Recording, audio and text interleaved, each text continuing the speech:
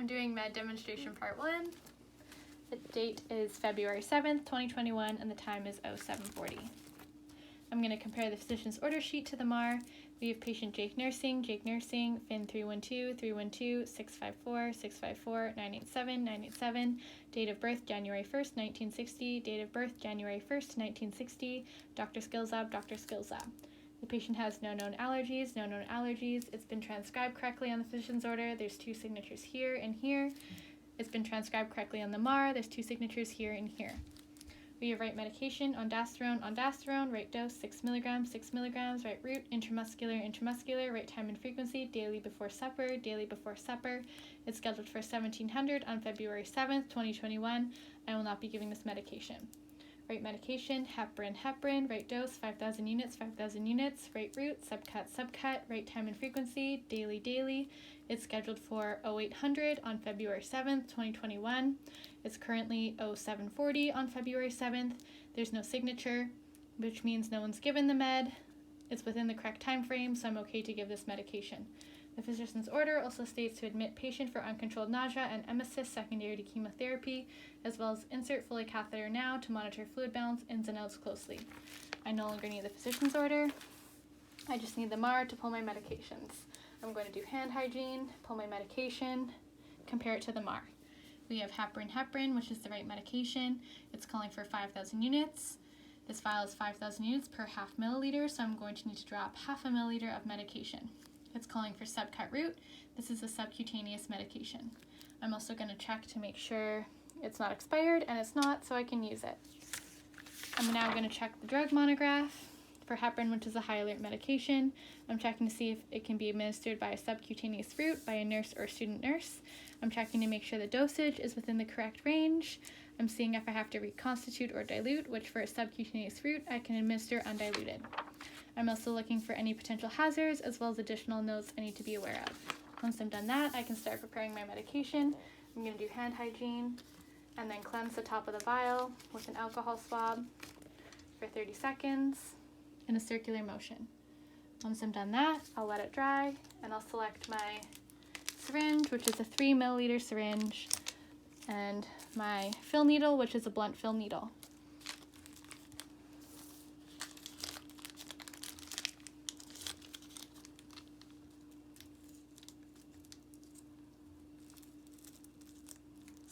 I'll attach my blunt fill needle. Since I'm going to be drawing up half a milliliter of medication, I need to inject a half a milliliter of air into the vial.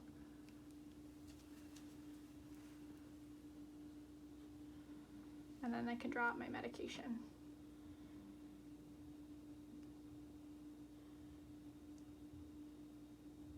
I'm going to draw a little bit of excess to account for air bubbles.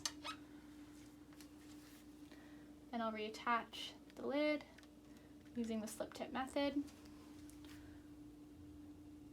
And I have 1 bubble. I'll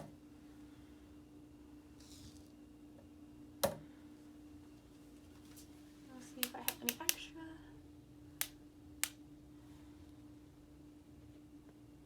I'll pull back to make sure all my medication is in my syringe and I can choose an injection needle. So I've chosen a 25 gauge by 5/8, which is appropriate for an abdominal subcutaneous injection, which is the site I've chosen. I can exchange these needles. This will go in the sharps container.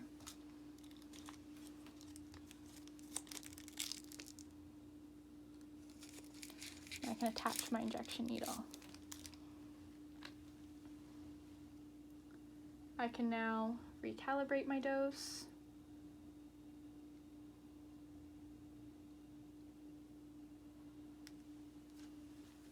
So I'm going to go to my med waste container and then get rid of any excess medication.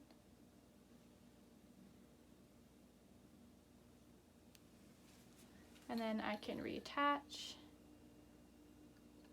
the lid using the slip tip method.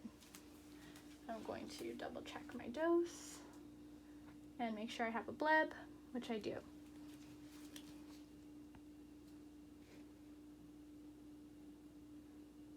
So I have 1/2 milliliter of medication in the syringe. Once I've done that, I can write my med label. This is for patient Jake nursing. The drug is heparin. The dose is 5,000 units. The volume is 1/2 milliliter. I didn't have to dilute. The concentration on the vial is 10,000 units per milliliter. The date and time, it's February 7th, 2021. And the time is 0740. My signature, KCUMSN2.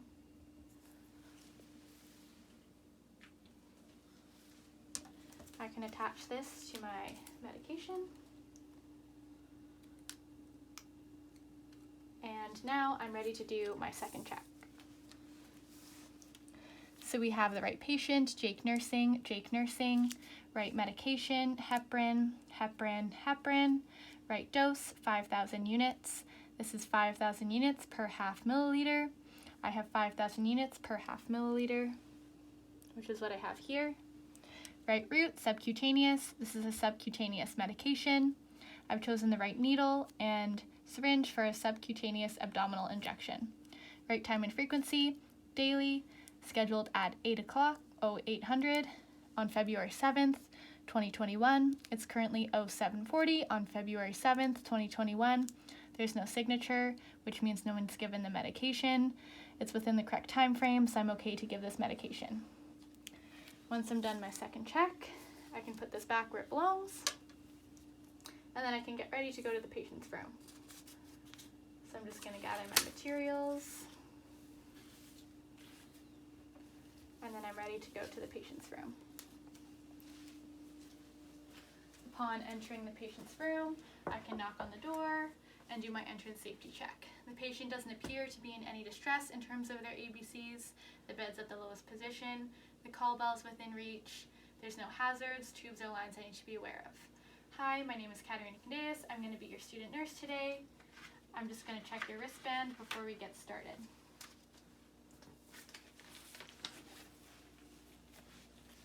So we have patient Jake nursing, FIN 312-654-657-987. And can you tell me your first and last name? He says Jake nursing and your date of birth. He says January 1st, 1960. Do you have any allergies? No. Okay, there's none on the wristband and there's none on the MAR. Okay, Jake, I have some medication here for you. Before we get started, I'm going to do my third check. So we have right patient, Jake nursing, right medication, heparin, right dose, 5,000 units per 1/2 milliliter, which is what I have here. Right route, subcutaneous. I've chosen the right needle and syringe for an abdominal subcutaneous injection. Right time and frequency, daily. It's scheduled at 0800 on February 7th, 2021. It's currently 0740 on February 7th, 2021. There's no signature, which means no one's given the med. It's within the correct time frame, so I'm allowed to give this medication. Okay, Jake, what I have here for you is your heparin. Heparin is going to be a shot that's going to go into your abdomen. What it is, it's an anticoagulant to prevent clots from building up. This is used to treat your deep vein thrombosis, which is clots building up in your legs. Some side effects you might experience are increased risk of bleeding, as well as decreased renal function and irritation at subcutaneous site. Some patient education would be to report any signs of bleeding, major bleeding, or bruises. I've already assessed your hepatic function, your CV and renal status. I've also taken a full set of vital signs, done a head to toe, and monitored blood work such as APTT and CBC. Once I've done all that, I'm ready to administer the medication, so I can do hand hygiene.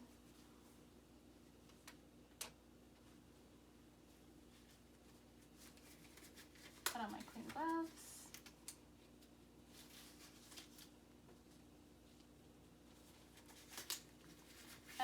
I picked the abdominal subcutaneous injection site.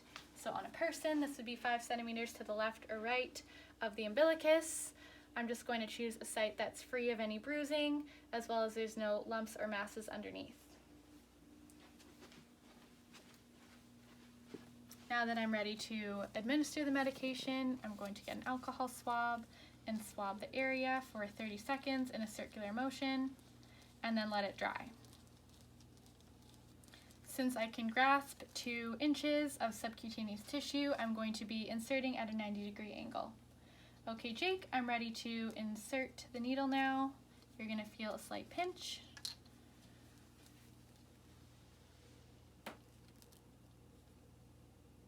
And then I'm going to stabilize and inject the medication slowly.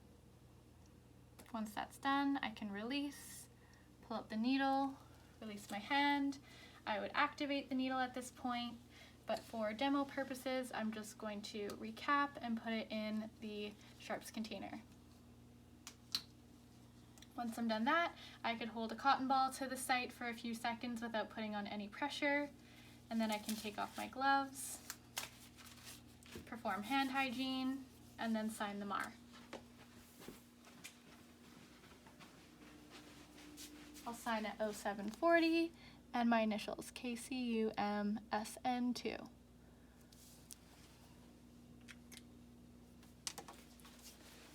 Once I'm done that, I can begin my exit safety check.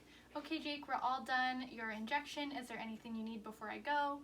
He says no. I'm going to be back within about a half an hour to an hour to assess the therapeutic effect of the drug.